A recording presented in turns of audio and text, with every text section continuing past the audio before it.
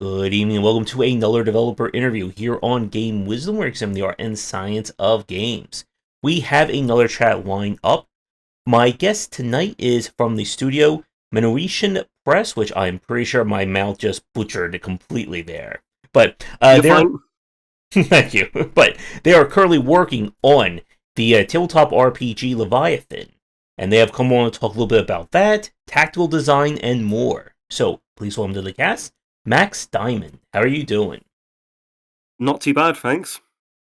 Just before we started the recording, we both regaled each other with our horrible allergies and issues when it comes to being sick. So hopefully our voices will survive the rest of this cast. But again, it's still early to say.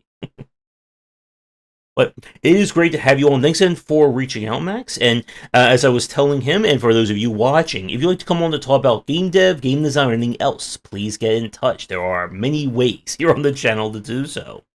Since it's your first time on, to get us started, can you tell a little bit about kind of who you are and what is your background when it comes to game dev? Yeah, obviously, as you said, my name's Max. I am a UK-based. I would say I would have to admit to being a hobbyist designer at the moment because I do have to maintain a full-time job in addition to my design work.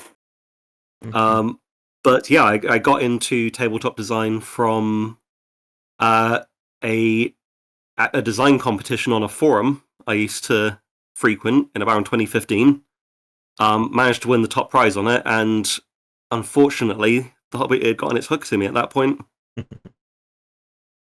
I published my first full retail project around middle of the year 2023, and I'm currently working on half a dozen other games, one of which is Leviathan, which is currently an open preview.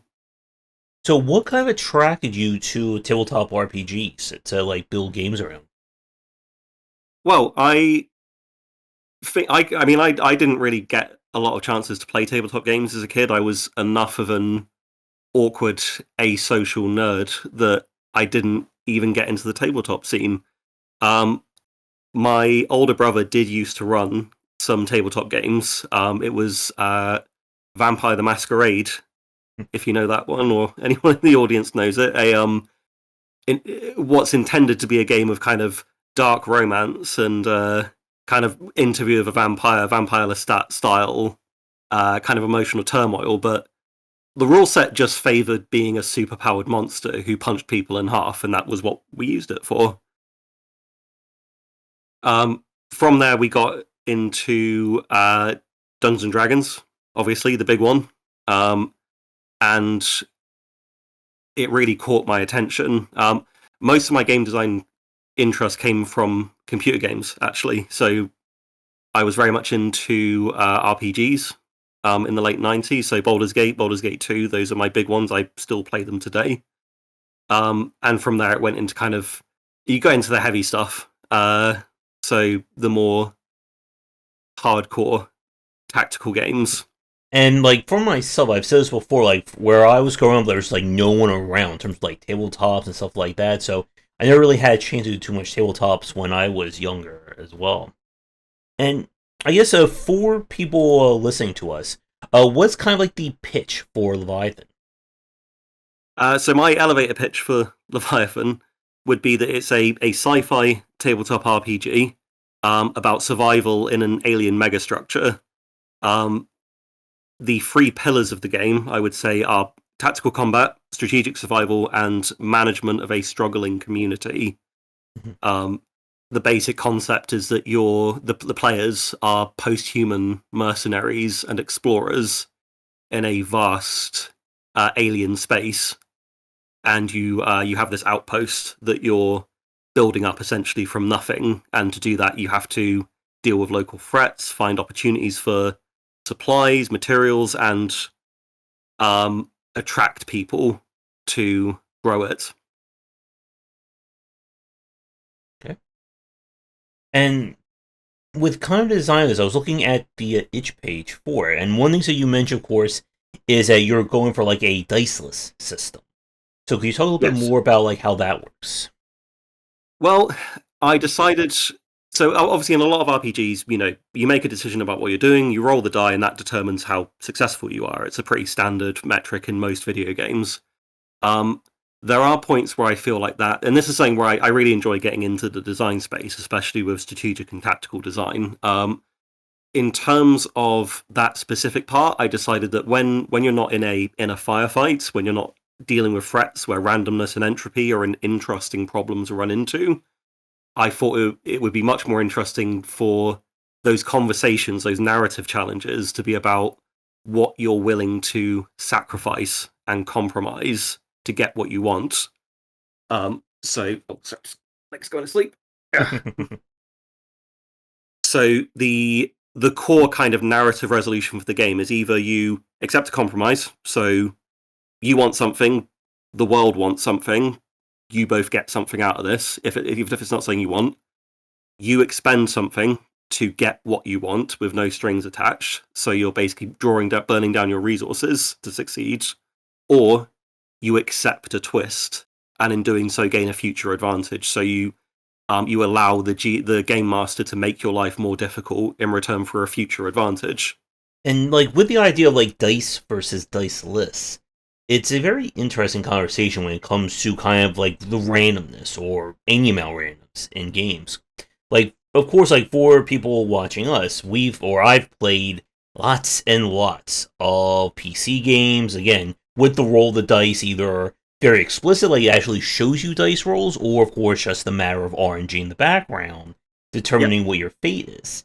And again, like if you speak to any game developer who's done roguelike or roguelike design, you know how much they love to talk about how useful or how great RNG is in the consumer's eyes. And I guess, yeah, go ahead. I don't know. I was just going to say, absolutely, yeah. And it's a very tough line, I think, for a lot of developers to walk in terms of introducing randomness into their games. Because again, the whole point of randomness is that it keeps things fresh. You don't know what's going to happen when you open up the treasure chest, go to the door, fight the monster. But it also presents things to be the consumer will say they are unfair.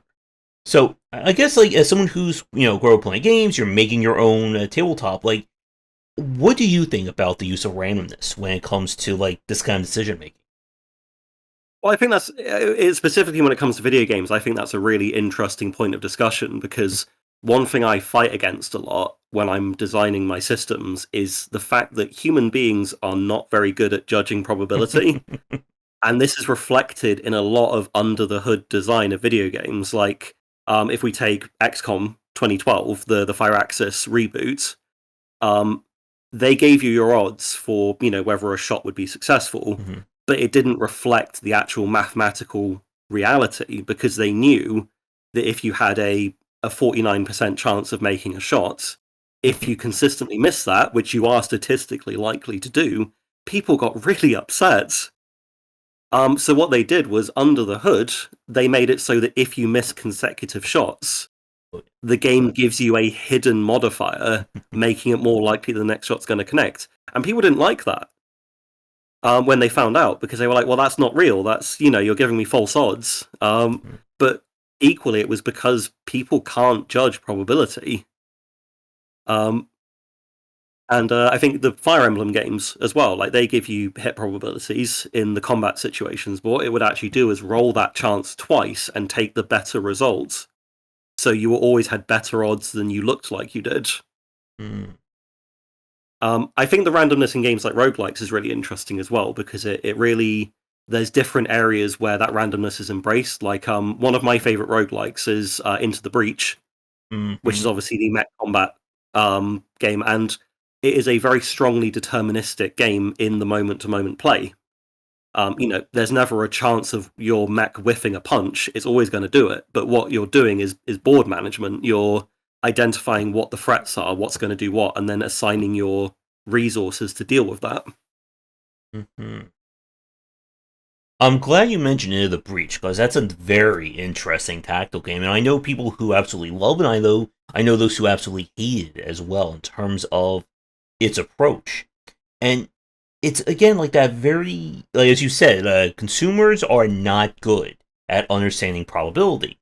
And again, as someone, like, I think I'm going to have to coin the term, I have, like, anti-luck when it comes to RNG. Like, I have missed 100% chances in a few tactical games.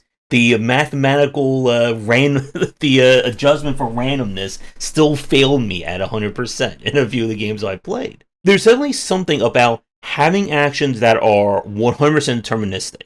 That if I go to punch you, it's a guaranteed hit no matter what. And then having elements that are RNG to kind of mess with that.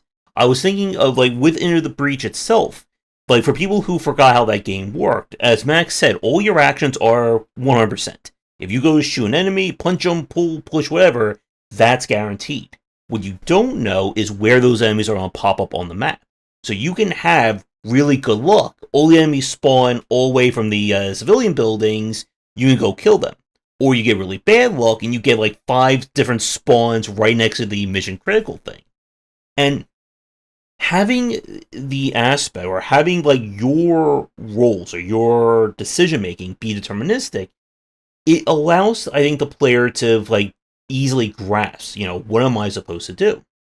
But again, that challenge of, is the game going to be kind to me or isn't it, can be very frustrating, because you'll have cases, and for like everyone watching, I'm sure we've all had a situation where you're screwed. That the RNG, whether it's a little bit or a lot, has ruined you. Like, there's nothing you can do. Darkest Dungeon is probably another good example of this, where you will have those cases where you will whiff every single time, and the enemy has just, everyone their hits has critted you, your party is just completely out, and you're done. And the thing, and I won't get your thoughts on this point, to go back to the point about probability, like, this is a case where the player couldn't do anything better. Like, this is not a case of the player misreading the combat, not timing's right, getting good. It's just the game decided to pull the "you're screwed" lever. I guess, like, as a designer, as a gamer, like, what do you think about like those specific edge cases of probability? I think there's a real tension in game design in terms of that, because the more deterministic you make a game, the more solvable it is, and the more you have to optimize what you're doing. So, if you went fully determined, every game would become chess if it was completely deterministic. Each piece has a specific effect, and it's about intelligently assigning those pieces. But try and play chess with a computer, and it will usually ruin your day unless you're very, very good. Mm-hmm. So I think there's a real stress which can come from a game where, like, I enjoy Into the Breach, like, I've beaten it, but I find it very stressful to play, because every action I'm taking, I'm like, oh god, is this the right move? Because if I didn't plan this right, this game is going to ream me. Whereas if everything is completely random, like if you're playing Baldur's Gate 3, maybe, where pretty much everything occurs on the roll of a die, there's almost a degree of acceptance. You don't have to blame yourself for a bad combat. You just go, well, actually, everyone on my team missed every single one of their hits. They all got critted. Everyone died. The game sucks. Like, I hate it. You're not going, I suck. Yep. And I was thinking of, like, as you were saying about, if everything is deterministic, then it becomes an optimization game. I tried out the game, it was called, I think, Showrunners or Showgunners. Let me see if I can... Showgunners, yeah. Yeah, that one. And a big part of that was, again, having very late RNG. Like, it was a case of, if the enemy was out cover, it's a guaranteed hit. If they're behind cover, I think it was like a 50 to 75% chance, and there's ways of manipulating that. It reminded me a lot of the Mario plus Rabbids games that came out on because it was like you either had a 50% or like a 99% chance of making a shot, didn't you? They kept it really, really straightforward. Mm-hmm. And it had that kind of like push and pull there, because when I did finally finish the game, it was just pure optimization. Like, I knew exactly, I'm building this character this way, they're going to have this gun, they're going to attack with these skills, like, no matter what you threw at me, it's that case where, and I think this kind of gets, again, at kind of the challenge of RNG and tactile design, that if there's not enough randomness, as you said, it just becomes an optimization game. It doesn't matter what you throw at me, because if I know I can do this, this, and this, that's my strategy every single time. It doesn't matter if your enemy has 80 points of health, 10 points of health, a million points of health. If I know how, do push, pull, stun, that's it. But again, if it goes the other way and it's completely random, then you run to that situation again of, okay, I shoot the guy, I completely miss, nothing I could have done. This time I shoot the guy, I get the super crit, he dies. What did I learn from that? Because again, like, there are consumers who love that level of RNG. There are plenty of people who want that complete unpredictability. But as we said, with something like The Breach and a lot of other games built on like dice rolls and calculations, there's that frustration of, I do everything perfect, the game rolled a 1, I lose. And then, someone throws their computer out the window. Absolutely. I mean, I think one game series that really nailed it was actually the XCOM reboot, because it is pretty random. I've been replaying XCOM 2 recently, and I literally just did a mission where I had an enemy out in the open. My entire team had 75% plus chance to hit him. Everyone whiffed, and then I got screwed. And it's just finding that right balance. I mean, XCOM is quite clever about this because obviously it lets you save mid-mission and then reload, but it seeds the probabilities. So if you do the same thing in the same way, you always have the same outcome occurs, but you can scramble the odds by changing your order of operations or adjusting things a little bit, which in a way almost creates a fun little puzzle. It's interesting that you brought up the XCOM reboots, because I always felt that the kind of like deterministic of like the meta progression or the grand campaign did hurt a little bit, at least for me. Like, it felt like the first month or two of that game was always the same way every single time. And it just got to the point for me that I didn't want to keep restarting and doing the same thing for the first 60 to 90 days. And I think it's also why I kind of gravitate more towards like the Mario + Rabbids games. People have been telling me to go back and play more Phoenix Point, which I have yet to. I just don't have the time to throw another tactical game into my mix. Phoenix Point actually is an interesting one because I actually bounced off that quite recently. Because obviously it was from Julian Gollop, who was the original developer of UFO, or as we called it over here, or XCOM Enemy Unknown, and it has a lot more openness to its design and also a little bit less randomness because they used physics-based targeting rather than chance-based. So it was never, you have this % chance of hitting. It's, these projectiles are going to come out of this gun, and whether or not they hit depends on where the other guy is. And it depends on the scatter of the weapon. And the action economy was a lot more flexible. Like, you could move, shoot, move, however you wanted to do it. I personally actually found that I bounced off that a bit because it made so this is the other tension that occurs, and something I think about a lot when I'm designing the flow of my games is how punchy the action economy is and how much momentum it has. So the problem with Phoenix Point for me was that because everything was, you had these animations that had to play out every time you wanted to do something. So if you were moving, shooting, or the enemy was doing that, you'd look at, like, sometimes an enemy's action would take like 20 seconds, and you'd be watching them like the camera would shift, they do the thing, camera shifts again, they do the same thing again, camera shifts again, like ad nauseum. But it also lends a kind of mushiness to the gameplay, which I just didn't get from the XCOM games. Where you don't have that kind of, like, you don't have that forward momentum with everything you're doing. Like in XCOM 2012, you're like, okay, you move here, that's your first action point. Okay, now you shoot or you throw a grenade or you reload, like, that's your turn, on to the next guy. Like, everything works out very quickly and very cinematically. Like you said, the metagame in 2012 was a real issue. Like, it was essentially a solved game on the strategic level, and that was the only level of the game that really mattered. Phoenix Point, I think you would probably enjoy it for the fact that the strategic game, like the Geoscape side of things, is much more randomized and much more open. There isn't kind of one specific path of, you build 20 satellites in the first 2 months, that's how you win the game. And I think, like, what you said about kind of like the differences between like Phoenix Point and XCOM in terms of like combat move, and as you were saying about kind of like the action feel or like the tactile feel, That's, I think, another thing. There's a greater conversation we had, not just about tabletop or about tactical strategy, but about any kind of turn-based game.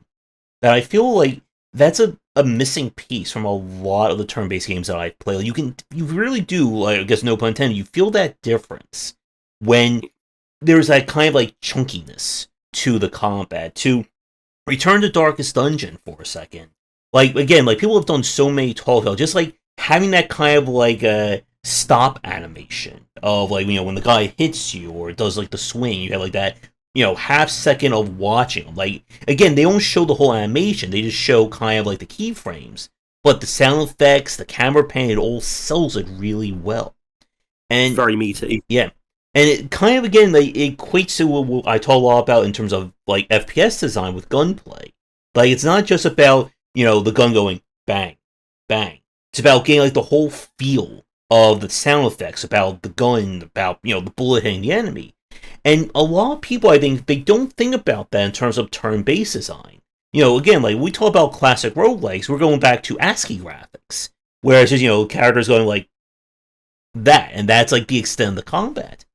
But it's very important to, I think, sell that because it keeps people, I think, a little bit more engaged. Because as you said with Phoenix Point, like if you're feeling annoyed about how long one battle takes, and you're at the start of that campaign, well, guess what? That's going to be where you're going to be feel for every single battle for the next 20 to 60 hours of however long that campaign's going to be. It's going to drive you crazy. And I felt that with a lot of the ones that I played. No, absolutely, and I think there's when it comes to kind of UX and visual design and everything, there's this strong drive to create something which is you want cool animations like Doom 2016. Obviously, you had the glory kills, which were really meaty, very kinetic. It was a lot of fun to just grab a guy and tear his face off so that you could get some health drops. Was it as fun the 400th time you did one as it was the first? Maybe not so much, but I think on that front, at least with that specific example, it did quite a good job of creating enough variation and making them short and sweet enough that it wasn't something that completely took over the game. Like what would be the Deus Ex Human Revolution, that had takedown animations in it, which would probably each one was probably about 5 to 10 seconds depending on what you were doing. And okay, yeah, it's cool for the first time when you watch your Cyberman tap a guy on the shoulder and then punch his lights out. 16 hours later, when you're getting the same animation again, it just starts to feel a bit like you just want to get back into the game at that point. And like for people watching us right now, like it's a very important lesson to understand that when we talk about kind of like these moments or these like animations, we're talking like seconds at a time. Like it doesn't sound like all that bad on paper. Hey, this takes 4 seconds to complete. But you have to be remembering that this is 4 seconds every minute to 2 minutes of your game. So that eats up a lot of time. And it's why, like, when we look at something like with the Mario plus Rabbids games, like, I think that one did a really great job. I love the fact that all the characters, like, kind of, like, moved at the same time. Because that's another thing that drives me crazy in a lot of tactical games, where you have to wait for every single guy to make the same motion. And the best part is, like, the AI takes, like, a minute or two to think. So you're waiting for that guy to stand there to then go over there. I'm having flashbacks, yeah. I think there's a really interesting example in that, actually, which is the Pillars of Eternity games by Obsidian. So the second one shipped... No, it got an early patch which added a turn-based mode because everyone loved turn-based. Divinity Original Sin 2 had come out and was doing gangbusters. So Obsidian kind of looked at that and said, oh, we need a turn-based mode because we're using real-time with pause, which was essentially a love letter to Baldur's Gate, a game that came out in 1998. And it turned out the entire model of the game completely changed, and it became, in a lot of ways, very tedious because when you design a combat for simultaneous movement and everyone whacking each other at the same time, and you suddenly make it so that every individual person is getting like 2 minutes to move across a grid and then do a canned attack animation, you just start falling asleep halfway through, and you just want it to be over. And it's I haven't finished Baldur's Gate 3. I got to kind of an early point and then realized how long the game was and realized I didn't have the mental bandwidth for it. But one thing I did hear about is that later combats got very bogged down by the fact that you had so many combatants who could do so many different things. Mm-hmm. Yep. That was also one of the things that killed me with the original XCOM, where you had like it was like 15 or 16 characters in the Sky Ranger, and it just got to the point where okay, you're gonna start a map, you gotta move 16 different characters one turn at a time, kind of like a leapfrog across the map. Well, and XCOM turns were so granular as well because you had that whole time unit system. So Yep. it was, yeah. I think it's also why like some of my favorites ones I play were the Mega Mods. I've been playing XCOM Files and X Pirates, who both I saw start. you were doing X Pirates. Yeah. That is completely insane. Oh yes, it is. For sure. And again, it's very fun to stream that one in terms of how rapid I have to click off some of those loading screens. But with the XCOM Files in particular, it's a game that starts you with just two characters. Like, that's your entire squad for the early missions. And, like, I've always wanted to play more tactical strategy games that you're dealing with fewer characters, but it's far more meatier in terms of what you can do with them. Again, I think it's also why I gravitate so much towards the Mario plus Rabbids games, because you can do a lot in a single turn with each one of your three characters. And you would think, again, like with a game like Phoenix Point or XCOM, where you have far larger squad sizes, that would mean far greater, tactical play, far greater decision making. It doesn't really end up that way, because again, you're dealing once again with, the specter of RNG. Oh, you didn't, the character is right here, and yes, they have a 50% chance to dodge, they're going to get hit every single time. Or you have an 80% chance to hit, and you're going to miss every single time.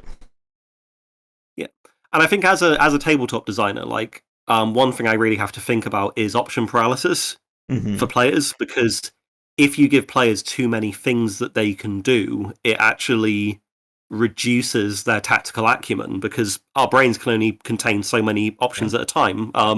The golden rule that I work to is nine things plus or minus two, basically.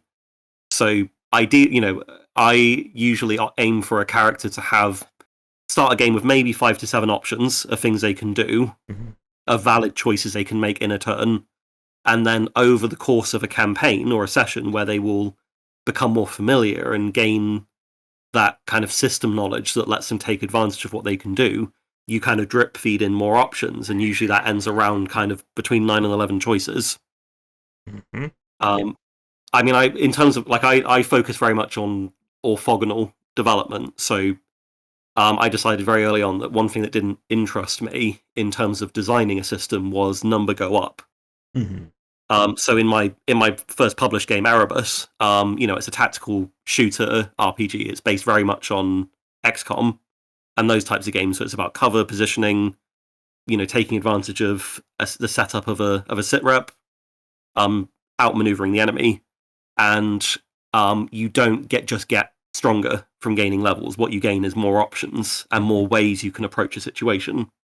And I think to that point, that's another thing that we talk a lot about in terms of abstracted and turn-based design, is the difference between more options, more depth, versus number go up. Because again, like when we talk about like a lot of real-time games, again, the ARPG genre in particular, the whole allure of that is you get more numbers. You go from doing 20 points to 500 to 7 trillion points. But it kind of falls into that, and I'm sure you've seen this, and I'm sure everyone watching this, that the numbers just become meaningless at some point. Yeah, I do 6.7 billion more damage. It's still taking me 57 hits to kill whatever it is I'm fighting. Wow. But, what? Yeah, go ahead. Well, yeah, exactly. It's that kind of linear scaling where everything is actually just you're like with. So I came in like my primary experience with Dungeons and Dragons was the 4th edition, which was very gamified compared to 2nd and 3rd. And like gamification versus simulation is something I'm really interested in. But in this specific situation, like with 4th edition, you had all these powers, you had like essentially little ability cards which you could use, which was great. Like I loved it. But so many of the numbers in it would be like, at level 1 you'll do 1d10 damage. At level 21 you'll do 2d10 damage. But the reason you're doing more damage is because the enemy has linearly more hit points, and you're to hit roll has gone up, so you're getting a bigger bonus to the 20-sided die you're rolling, but you're trying to roll the same number on the die. Mm-hmm. So at that point, I just kind of looked at it and was like, well, at that point, why don't you just take out the number scaling and just say, this guy's fast, he's harder to hit. This guy's slow, he's easier to hit, but he takes more damage. So you have a different way of approaching a problem. Mm-hmm. And yeah, like with a lot of like that linearity, it does get to that point to go back to like the idea of like tactical thinking and tactical gameplay. That one of the things that I've seen a lot more, I would say maybe like the last like 5 to 7 years, have been more game developers embracing low number design. That instead of it just being about more numbers, it's about, okay, you have 10 points of health, the enemy can now go from doing 2 points of damage to 3 points. That's a huge deal. And again, I think this is also why I gravitate so much towards like the Mario plus Rabbids, or kind of like these more speedier takes on tactical gameplay, where it's not about, okay, the final boss has 8 trillion points of health, how many turns are going to take you to will that down? Is, okay, maybe the final boss has 20 points as opposed to 10, but now it's like you're going to, fight for every single point. How do you deal with that? No, exactly. I think it's part of that tension that exists in game design. And I think it's an interesting one to navigate, because you're running up against the essential kind of like the consumer, the theoretical consumer. They like it when the number goes up. Like it adds impact. I was rolling. I was doing 5 damage before, now I'm doing 10. That's twice as good. My character's twice as good now. It doesn't matter that the other guy's gone from 10 hit points to 20, and that effectively the math works out the same. Number went up, and people do just viscerally enjoy that, in the same way that some players really like high randomness design, even when it's, I think it's very easy to lock yourself in an ivory tower sometimes when you get deep enough into game design. Like, you become almost incomprehensible to other like members of the public, because you get into this very kind of theory-driven space where you forget that sometimes people just like it when the number goes up. Mm-hmm. Yep. And to that point, like, one of the things I thought was very interesting was the reception between Darkest Dungeon 1 and Darkest Dungeon 2. The first Darkest Dungeon was far more random in terms of how it all worked. And some of that randomness, I think, kind of betrayed the design. Because you can, and this is something I'm sure you've ran into, I'm sure everyone watching, where the game says, you now have 20% more dodge. Okay, so what does that mean? I don't know. And what they did with the second game was they made it far more deterministic. They just said that, okay, if you have a dodge token, you now have a 75% chance of dodge in the next hit. Or I think it could have even just been 100% that, okay, if this guy has dodge, you will guarantee dodge his attack. But if you have the, accurate token, then you eat that dodge, or the dodge doesn't work. And it led to the second game being far more deterministic in that respect. But I think it also led to be like a little bit more frustrating to play, because there's that case where you didn't have like, and I think this is another big point about kind of the difference between randomness and deterministic, that randomness does afford those crazy plays. I'm sure we've all had that situation in a game where you do make that 20% chance to hit, or your character has a 80% chance to be killed, but they survive every single hit. And people remember that. But again, it's that issue of, yes, they're going to remember that, but they're also going to remember that time where 80% chances in a row they miss, and then they got pissed off at the game. And I think what we're getting into really is just that gambling is something that people like to do. It's something that's exciting to the brain. Once again, going back to the XCOM example, like I was playing XCOM 2. One of my guys got flanked in the first mission. Literally 2 paces away from my rookie soldier was a bad guy. He raises his gun. I'm like, well, that's my first guy down. Completely whiffs it, blows out the wall behind him. And at that point, it was just like, oh yes, okay. And that wouldn't happen, obviously, in a game which was strongly deterministic. I think there's another problem that comes in as well, especially with games where you're building a loadout of equipment or characters, like in Darkest Dungeon, which is that you're moving all of the burden all of your abilities to succeed into preparation. Mm-hmm. So it becomes less about what decisions you make during the session versus what you brought to the fight. Mm-hmm. One game I got into recently was Unicorn Overlord, which is an interesting one tactically because you don't really make decisions once you've gotten into a mission. You build your units of troops, and each troop has unique abilities that kind of coincide with one another, and you can program your characters to use specific abilities under specific conditions. So the entire your success or failure basically depends on who you bring into the Mm-hmm. mission. Um, to use that dodge example, like Unicorn Overlord has something similar to that because the rogue character, if he's in the front row, he will always dodge the first attack that's thrown at the party. So, okay, you've got an enemy on the map who lands a really devastating alpha strike. You put this guy in front, send him up. He's going to Mm-hmm. whiff that, and then you can put him down with someone else. Um, and that feels really good when you figure it out and you do it. But the issue is if you don't make those preparations and you end up taking a suboptimal team in, and you either have Mm-hmm. to scrape your way to a really unpleasant victory where it's like you're dragging yourself through barbed wire to get to the end, and it takes twice as long as you want it to, or you get stomped, and that doesn't feel very good either. Oh yes, and I think that's a really good point about how you can have a battle that you win, but it just feels horrible to win. Like if 7 of your 8 party members have all been wiped out, you now know. Oh great, I'm gonna go back to the camp and spend who knows how many resources to get them back to fighting. Like yeah, you won, but did you really? And that can be like another killer for a lot of these games where as you said, like, and about preparation, like for people who are longtime fans watching this, like I've always been like not a huge fan when it's all about the prep. I think it's one of the things that kept me from really enjoying a lot of the Witcher games, where it's not about you fighting the enemy and now it's okay. How many did I drink the right potions? Did I put the right salves on my weapons beforehand? Yes/no. And like I've always been more. I think this kind of goes back to me growing up being more of an action fan, like playing the Ninja Gaidens, God of War, Devil May Cry, Oh where yeah.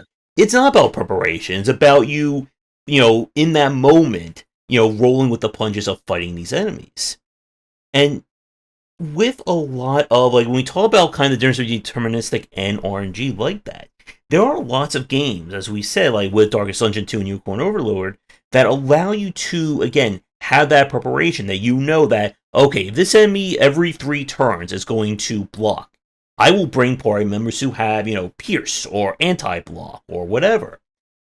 I think it kind of robs a game in that sense, but at the same time, you can't really design, or I can't really think of how you could design a game that is like so random that like we go like with a lot of action roguelikes that let you have like randomly generated enemies or randomly addition perks. You couldn't really do that in a game like Darkest Dungeon 2, where you say okay, everything's deterministic, but let's say now the enemy rolled with the instead of having anti dodge, now they're super burn. Well, you didn't bring anti burn, you're screwed. No, exactly. I think that like one interesting dimension to that is is like deck builders. Mm-hmm. So like I really enjoy roguelikes for the exact reason you described. Like a lot of the original ones, like NetHack, Mm-hmm. like Dungeon Crawl, they're about finding fit, using what you find, and making those split-second decisions to survive the next turn. Essentially, I have I have a very close friend who got very into a roguelike, and she was really struggling with it because she would get into a dangerous situation, panic, and die with just a backpack full of stuff. Mm-hmm. So I would be sitting there, like, next to her a couple of times, just be like, okay, so that guy's going to kill you on your next turn unless you do something right now. So you need to use that teleport scroll to get away far enough away that you can heal up. So do that, drink that healing potion. You probably want to apply this buff, that buff, and now you can go back and deal with it. Um, but I think what deck that like Slay the Spire, obviously, one of the greats in Mm-hmm. terms of that whole school of design, and now I suppose Balatro, the Mm-hmm. BAFTA winning poker roguelike, Mm-hmm. um, it does something really interesting, I think, which I've tried to tap into for Leviathan actually, which is you get a random input but fixed outputs.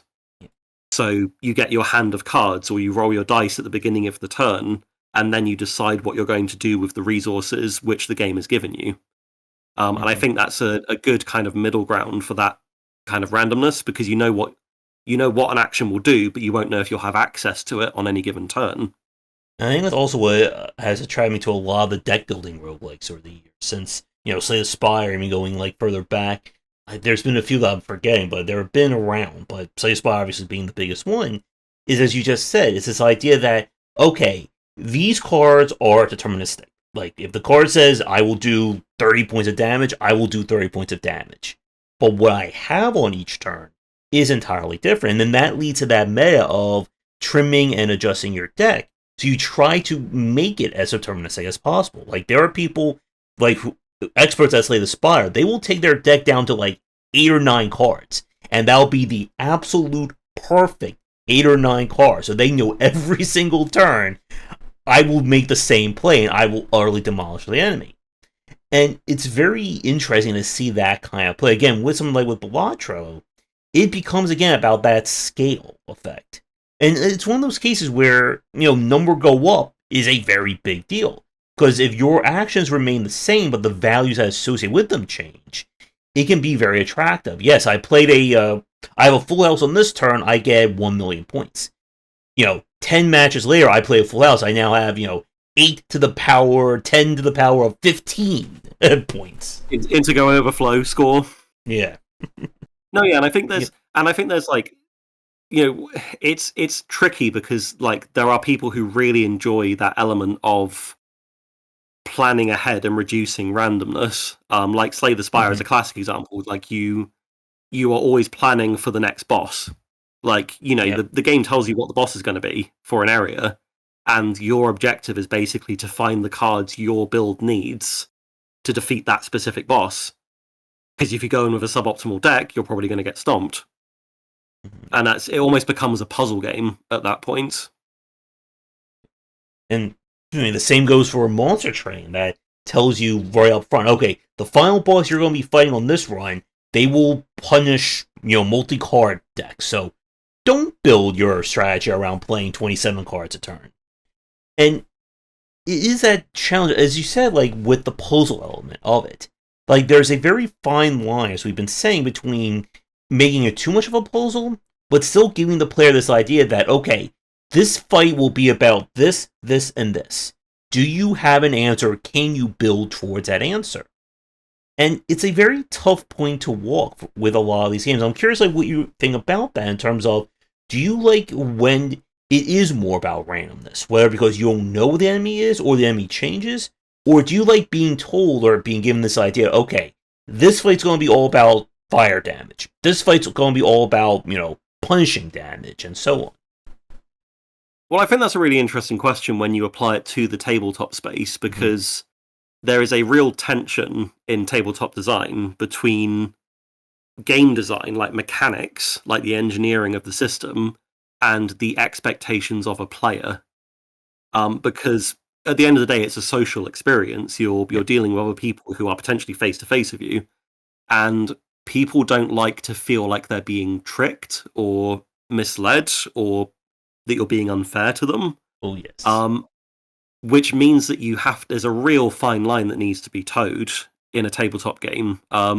Because ultimately, depending on the type of game you're talking about, like Dungeons and Dragons, like, technically there's nothing to stop a game master from just dropping 400 enemies on a party and completely wiping them out. Like, there's nothing in the rulebook that says you can't do that, but we all recognize that would be boring and bad, and that your players probably wouldn't want to play with you again if you did that. I think you have to set expectations, and a way of doing so that, and a lot of the kind of the design I'm working for at the moment is how you do that. One thing I decided to experiment with Leviathan in my current, I kind of fork my betas because I get an idea and I really latch onto it, and I have to kind of carry it through to the end, and then I decide whether I want to keep it, which is why all my games take ages to finish.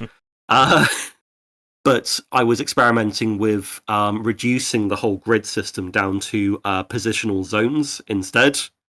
So you just have like, okay, there's this place here, you've got this place here. They're connected. You can move between them, but any movement in terms of that is abstract. So it's not about where is the cover position, where's this guy. It's much more freeform.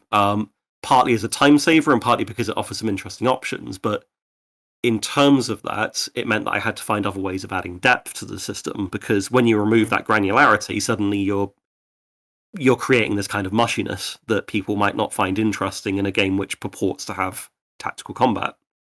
So I started experimenting with a whole system of elemental damage. So, different attacks, different weapons deal different kinds of damage.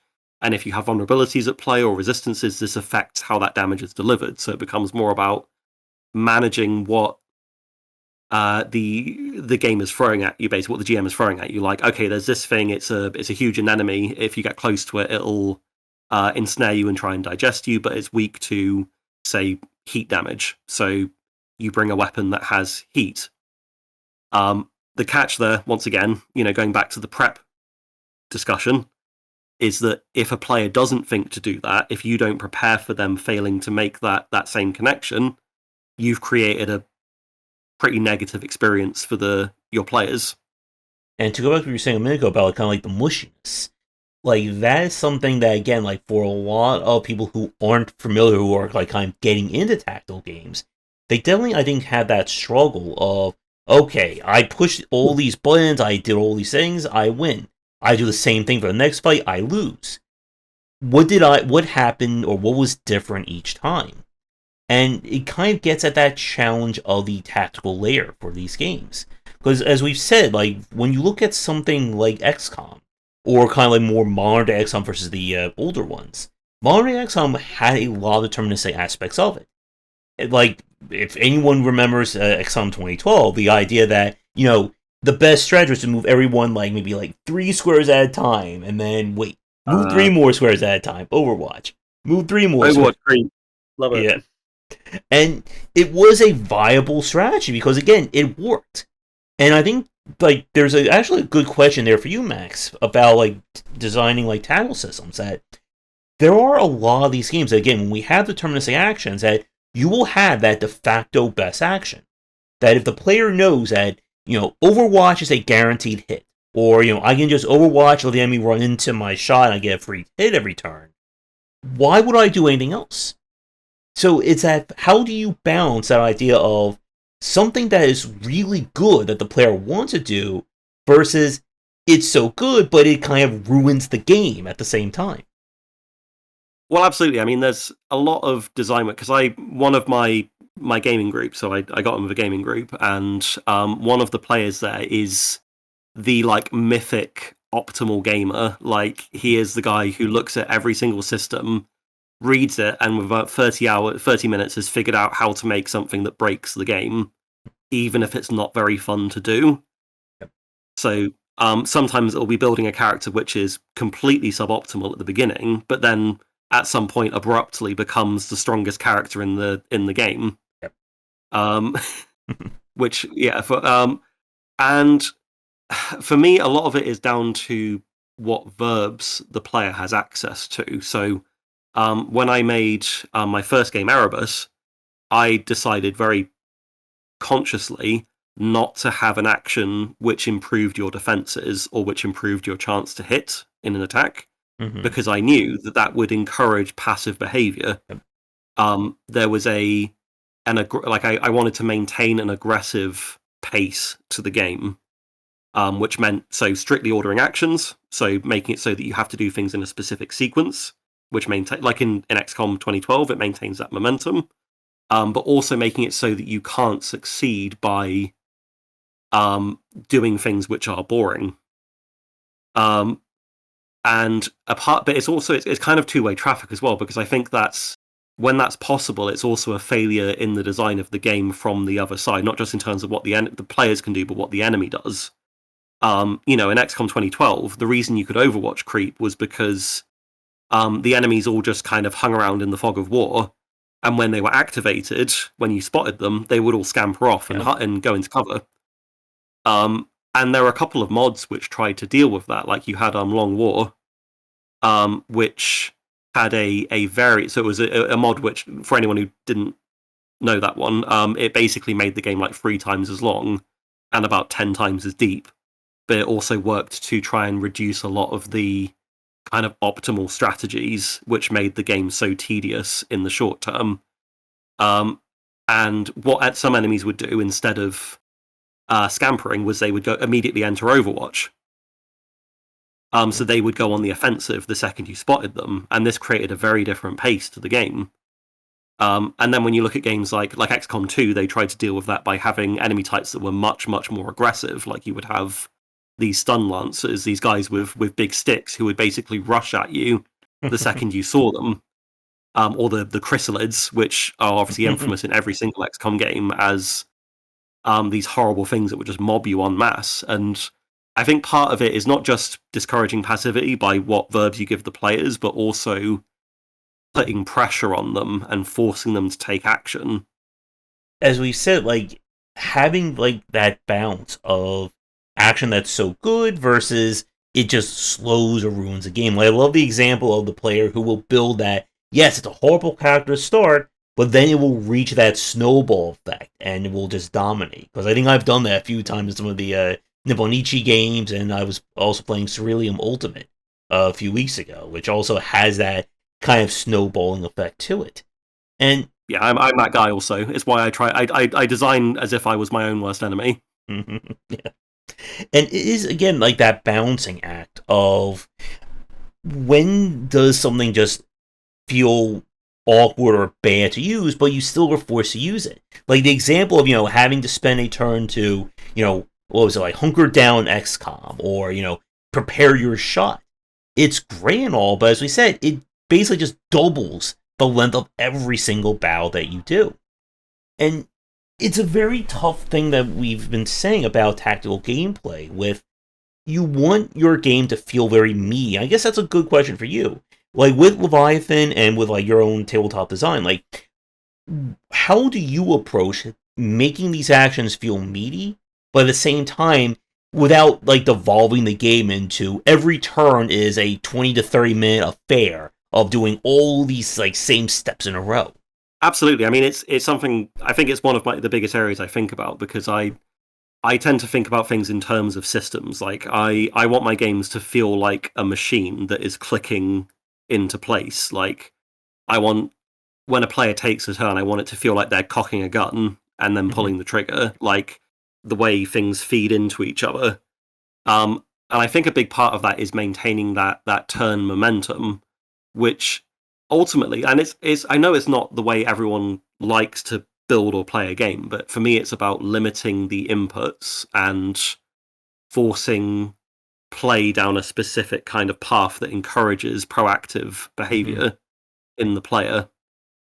So with Leviathan, what I'm doing now, like you've got this kind of pre-rolled dice pool that you work with, so you're not faffing around when you decide what you want to do, finding out how effective it is. You go, okay, I've rolled my action pool. I got a 3 and a 6, so I've got one action which is going to be okay, not great, and I've got one which is going to be really, really good. So I'm going to spend the weak die on moving because I don't need a great die to move, but I'm going to spend that 6 on one of my better attacks because that will give me a lot of effect on what I'm doing. So it's just quick decision making. It makes it's removing a lot of that kind of pre-plan and option paralysis. So I think it ties back again to that idea of not giving players too many options as well. You've got that kind of 7 to 11 choices, and I think it's about designing the system so that it can be very clear what your best decision is in a situation if you're paying attention, basically. Not necessarily kind of a no-brainer optimal behavior, because like we've said, that gets very tedious very quickly because you're essentially just playing the game by rote at that point. But it's about knowing when your options are being coherent enough with the game that you're able to kind of judge the situation based on experience and mastery. Like I want players to be able to build mastery because that leads to satisfaction and having fun as the world kind of opens up to you. And kind of like decision paralysis is another big point about this. And I think it's also that challenge, as you said, of how many actions do you give the player on a single turn. With, again, like some of like the modern day XCOMs and Mariposa Rabbids and that level or that style of turn-based design, they basically say you have two actions. You can do, Group A, Group B. That's it. You're done. Your turn's over. You go on to the next thing. And then we talk about something like the original XCOM and, something like Phoenix Point. We go to something with time units where it becomes far more, I think, opaque for someone to understand. Okay, so I go over here. This costs me 10 action points. I, do a quick fire. That's 30. What else can I do with the 16 more action points I have? And as we've said, like, it's that challenge. It's a very tough line to walk between you want combat to feel meaty, but at the same time, you don't want a turn to take 5, 10, 15 minutes. Because one of the things I've tried to watch is I've kind of like refused to watch other people play roguelikes and deck builders because I can't watch someone spend like 5 minutes like hemming and hawing. Okay, I will try to play this card, but wait, this one gives me more damage. But I should block it. It's like people who watch me play deck builders. Like, I'm just like, okay, 5, 10, okay, end turn. Okay, block, do this. Like, even if I mess up, like, I don't care. I just want, I try to make my actions as snappy and as fast as possible because I want to spend 20 minutes on a single battle. No, absolutely. I think going back to Slay the Spire, there's a pretty infamous card in that game which created the exact problem you're describing. So there was, I think was it the Frozen Eye? And what it would do is it would let you know what everything was that you were going to get. Oh. So you would have players who would like complete a fight, and they would obviously aim to get this artifact because it was the optimal way to play the game. Because there's no more uncertainty at that point. You know exactly what you're getting at every step. But streams and playthroughs would just devolve into someone just scrolling through lists of options using this artifact and kind of going, okay, so if I combine this and this, I can do this, and like it would just be unspeakably tedious for everyone involved. One of the most classic roguelike examples of that kind of behavior, I think, is in the original NetHack. So one of the prototypical roguelikes, you had a practice called pudding farming. I don't know if you've heard of that. No. So essentially, without going too much into detail, you would get an enemy which can split itself, put it on top of a altar to your god, and then wall everything around it. So all you could do is kill this pudding and get piety from your god. And as your piety rose, you would get more and more stuff. And this would take hours potentially. But by doing it, you would create a character who was effectively invincible. And it became a term of I can't remember the word for it, but like you'd be indicted for it. Pudding farmers were a despised minority in the NetHack community because they were just willing to do the most tedious, self-annihilating strategy possible just to eke out a win. It sounds a lot like what I remember hearing people do with like the older Elder Scrolls games, where you could just like jump up and down for like an hour. Yeah, Morrowind. Yeah. You would recursive alchemy in Morrowind. Mm-hmm. You use potions to make yourself better at making potions. And again, it goes back to what we were saying earlier about people will, and I know this is like a classic phrase, people will optimize the fun out of your game. If you tell them, if you do this annoying task for 2 hours and then the entire game is trivial, they'll do it. We've seen speedrunners who will do that task in a lot of those games because, again, it becomes about that chase for optimization. And as a developer, it's very hard to, again, have that kind of balance. And I think this, again, is another interesting question for you. Like, when we look, like, a lot of the games that we've mentioned, like The Spire, Darkest Dungeon, The Breach, and so on, they've had balance patches put out. They've had to adjust things, and it's a tough decision to make in games like this. Because if you take, and this is something that we see in, like, live service games, if you take away something that players like, they will bring out the pitchforks and the torches for you. But on the other side, if it's something that is so game-breakingly broken that, okay, you just use these 3 skills and the entire game is won every single time, you ruined your game in another way. So how do you straddle that line between making sure that, the player isn't just using the broken strategy, but at the same time, if you take away their toys, they're not going to play your game? Well, no, and that is a real problem because people will optimize the fun, but also sometimes they just want to do that. Yep. And taking away those options or nerfing options, as you said, it can lead to a lot of bad feelings. I think from the tabletop perspective, because it is essentially a social experience, it is a tricky one to balance, because what you don't want is for one player to take over the spotlight and Mhm. become the prime mover of a campaign. Essentially, like older editions of Dungeons and Dragons had a huge often issue with this, because when the spellcasters hit the upper point of their power curve, they were essentially rewriting reality to their desires. And your average fighter or barbarian next to that, they weren't really doing anything except standing in front of the wizard while they do that. And I think when they got to 4th edition, they looked at that and they went, well, what we'll do then is we will give an equitable treatment to the other classes. We will make everyone as cool as everyone else. And I think that is the way I would look at things personally. Like, if when an imbalance is spotted, I think generally there's kind of a double-edged sword to it, though, because obviously then you end up in the territory of power creep, where Mhm. everyone's getting stronger all of the time. Yeah. It's a big problem in collectible card games like Magic the Gathering, where optimal strategies are determined, there's a meta, and then the next set of cards is stronger to make up for that, and you just end up with a card game which becomes more and more high octane and unbalanced because they keep on compensating for the overpowered strategies in previous releases. Um, but I think, yeah, my tendency would be towards, okay, so this guy's clearly cooler than everyone else. He's able to be more effective. He can control the narrative more than the others. How can we bring everyone else up to that level? Hmm. And it's again that kind of tough decision to make, because at some point there will always be a preferred strategy. Again, it's the nature of this kind of design. But do you keep trying to extend everything else, or do you just set a limit? I think like for a lot of the games I've played, like some of the better ones have just set like these agreed upon limits. Let's say no spell will do more than 7 points of damage. No one will have more than 20 points of health. And then figuring out interesting ways to kind of get around or make challenges based on those hard limitations.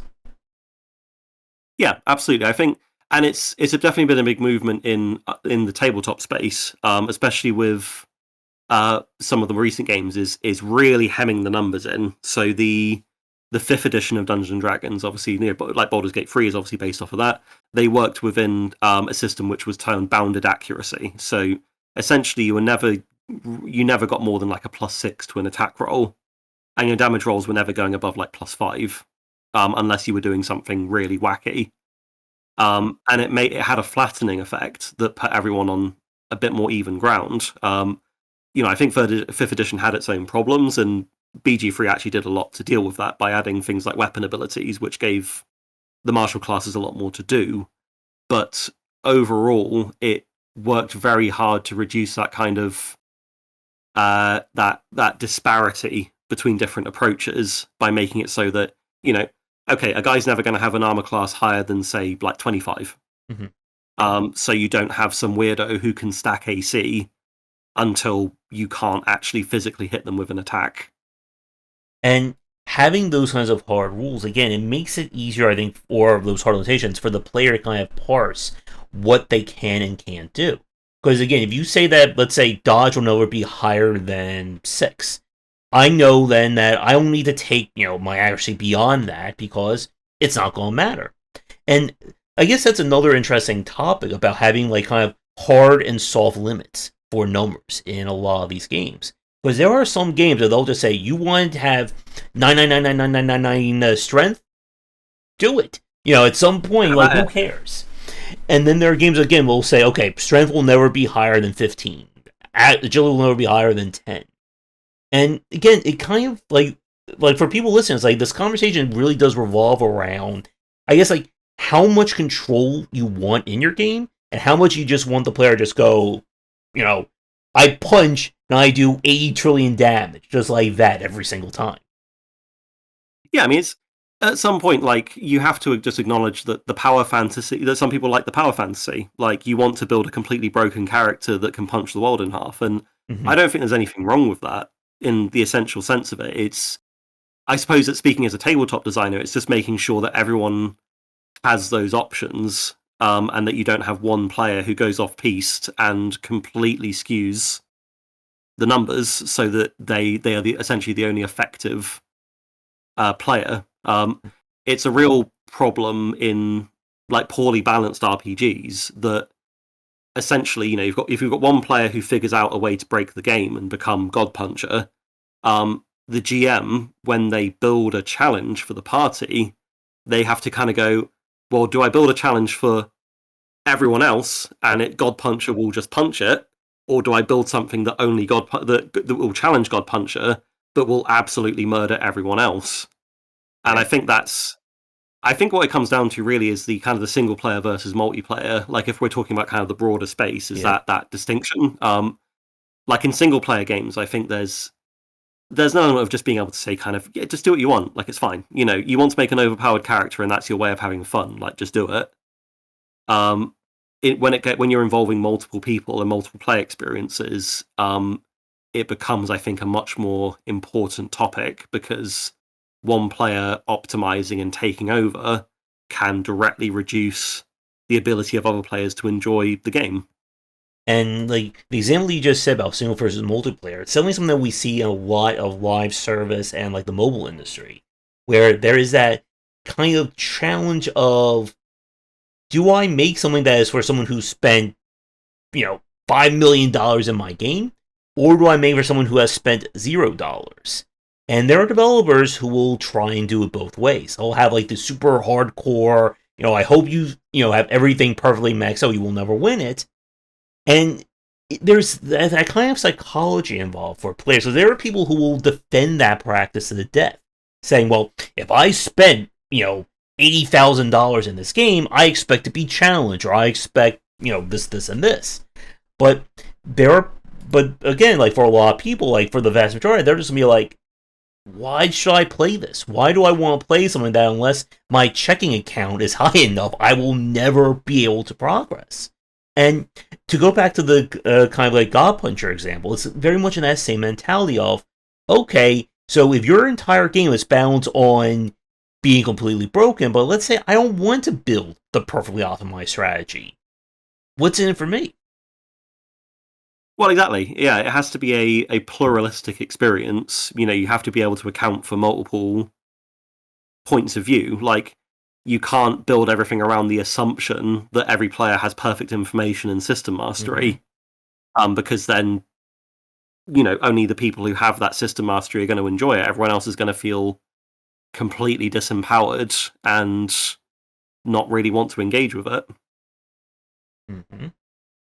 And people just get very annoyed, or they start to get very bored with the game. Because again, as we've said, if you give the player the option to be completely broken, a lot of them will do it. And then it's that balance for you of, do I balance the game around that, or if I don't? But then, how does your game play for multiple people? And I guess that's another question for you with your tabletop designs. Like, how do you approach building like different options and different decision making for people who, let's say, want to break your game versus those who just want a casual experience? For example, some people just want to play a game for like the storytelling purposes.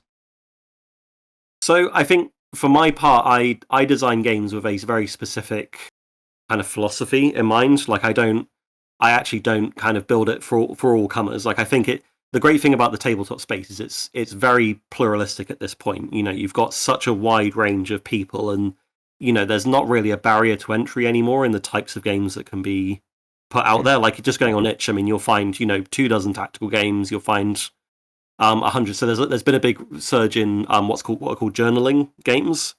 So they're basically like, you play them by yourself. Essentially, it's like a choose your own adventure, but you're essentially filling out details of a world or a character's story. Mm-hmm. I think in terms of my own design, I write games that I want to play personally, and from a personal perspective, like I find the dramatic parts of a role playing game interesting, like when you have the little downtimes in a tabletop game where you get to just be your character and inhabit a space and kind of have an in character conversation with another character, just role playing, doing a bit of improv essentially. But what I like in my games, what the meat is for me is the decision making and the systems, and interacting with mechanics and figuring out how I can beat them. All right, so this was another almost 2 hour long discussion, so we're going to cut things here. Part 2 will be going up very soon as we continue talking more about tactical design and how this relates more to Max's game Leviathan. Let me know what you think about this conversation so far down below. Do all that YouTubing stuff, and we'll be back with part 2 real soon for some more tactical talkative goodness.